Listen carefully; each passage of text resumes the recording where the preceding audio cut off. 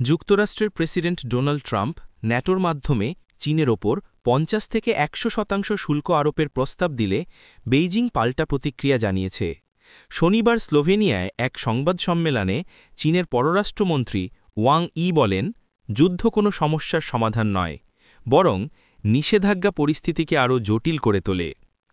তিনি স্পষ্ট করে জানান, চীন কখনো যুদ্ধে অংশ নেয় না বা তা করার পরিকল্পনাও করে না, বরং সংলাপের মাধ্যমে শান্তিপূর্ণ সমাধান খুঁজতে উৎসাহ দেয়।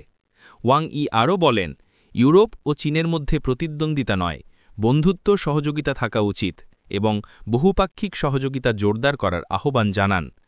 এর কয়েক ঘণ্টা আগে ট্রাম্প ট্রুথ সোশ্যালে লিখেছিলেন, ন্যাটো যদি চীনের ওপর ৫০ থেকে ১০০% শুল্ক আরোপ করে এবং রাশিয়া ইউক্রেন যুদ্ধ শেষে তা প্রত্যাহার করে, তবে যুদ্ধের অবসানে সহায়ক হবে। তিনি দাবি করেন, চীনের রাশিয়ার ওপর দৃঢ় নিয়ন্ত্রণ রয়েছে এবং সেই নিয়ন্ত্রণ ভাঙতে শুল্ক পারে। সম্প্রতি ট্রাম্প চীনা প্রেসিডেন্ট শি জিনপিংকে আমেরিকার বিরুদ্ধে ষড়যন্ত্রের অভিযোগে অভিযুক্ত করেছিলেন, তবে পরে বলেন, চীনা নেতৃত্বের সঙ্গে তার ব্যক্তিগত সম্পর্ক খুবই ভালো। প্রতিবেদনটি মনোযোগ দিয়ে শোনার জন্য আপনাকে অশেষ ধন্যবাদ।